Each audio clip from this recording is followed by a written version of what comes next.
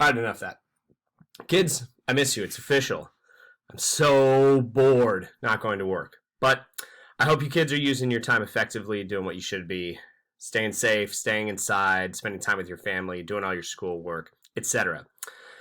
Now, as I said yesterday, today is my the second day of my all-time favorite unit that I get to teach you guys. Now, today is one of actually my very favorite topics of that favorite unit. It's called the Gempei War. Now, yesterday we talked about Prince Shotoku. Prince Shotoku, the very first emperor in medieval Japan.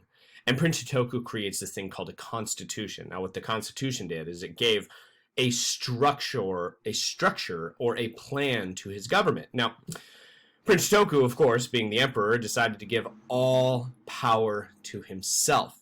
So all the power in all of Japan goes straight to the emperor. Now, the Gempei War is a massive, massive change to the structure that Prince Shotoku created. So a couple hundred years after Prince Shotoku created this government, this war began. But first, what I want you guys to do is I want you guys to simply take a quick little look at this image, because first off, it's so cool. So take a couple moments, look at it for a little bit, and identify as many significant details as you can. I'll give you about 5 seconds to do that.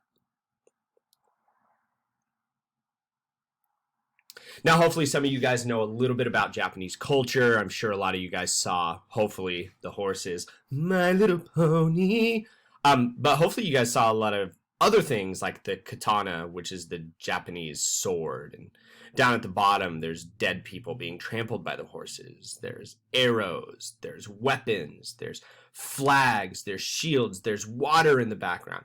Now, a lot of this is the sort of stuff that we're going to be talking about in the Gempei War. We're going to be talking about people fighting with one another. But here's the thing about the Gempei War, is it was the Japanese versus the Japanese. This is the Civil War of Japan.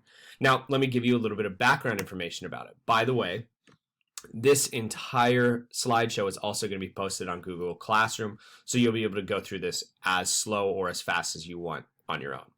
Now, Gempei War, in a very quick summary, is essentially this. Now, there was a couple causes to this war.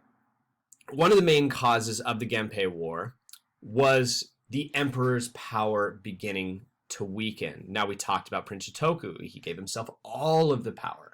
However, during the 800s, about 200 years after Prince Shotoku, the emperor's power began to weaken and weaken significantly. So what happened is that these local nobles, these people that will eventually be called shogun, they start taking power of Japan. Now, as these local nobles started fighting with one another, there was 2 main families that emerged as the most powerful. Now, on one side, you have the Minamoto family. Now, family, clan, whatever you want to call them, the Minamoto were some of the most powerful people in all of Japan, but there's no such thing as a powerful person unless they have a rival.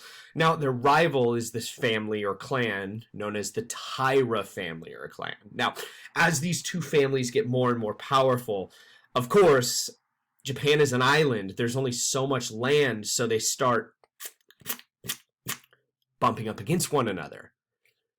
As you can probably imagine, violence breaks out. Now, based in the western capital, a city known as Kyoto, the Taira actually supported the emperor. So the emperor realizes, okay, I got to pick one of these clans. Okay, which one do I think is the most powerful?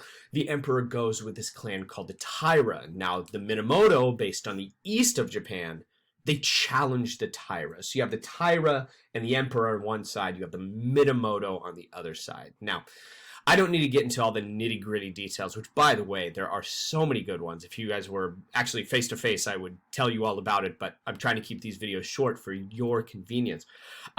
6 years of brutal fighting happening. And when I say brutal, I mean brutal. We're not just talking about people shooting one another and casualties and bombs and explosions.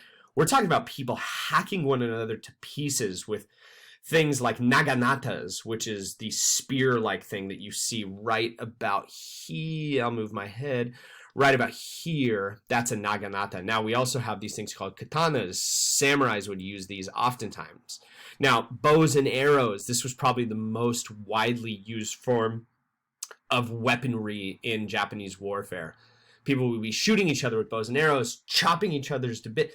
This was not a pretty war. Now, the Gempei Civil War had a massive, massive, massive consequence. Now, here's the big consequence that in all of this, I never, ever, ever want you guys to forget.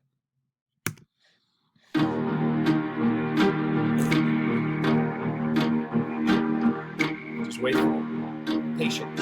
Wait for it. Who can say where the road goes, where the day flows, only time. And who can say if your love grows, as your heart shows, only time. Now, hopefully some of you meme kids out there actually know what the heck that was. Now, anyway, the big, massive, massive consequence that happened in the Gempei War is this. The emperor is replaced by these guys called shogun. Now, the emperor of Japan, because he aligned himself with the Taira, is defeated. The Minamoto come along, they defeat the Taira, they defeat the emperor, and what the emperor does to save his own skin says, okay, Minamoto, I'm going to give you a new official title. You, the leader of the Minamoto clan, are now called the Shogun.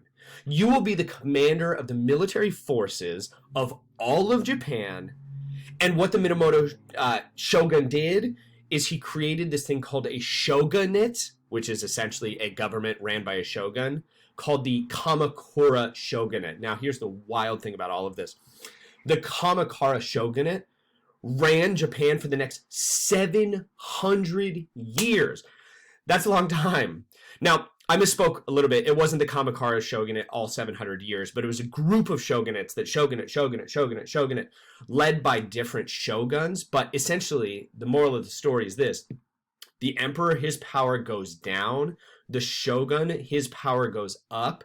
And for 700 more years, shoguns ran the show in Japan. Now, kiddos, I miss you. I love you. I hope everything's good. Use this PowerPoint on Google Classroom to do your guys' works. I think I'm getting better at this. Now, Miss Churchian and I miss you a ton. I'm hoping, fingers crossed, that we are able to see you before the end of the school year. But I'll see you guys tomorrow.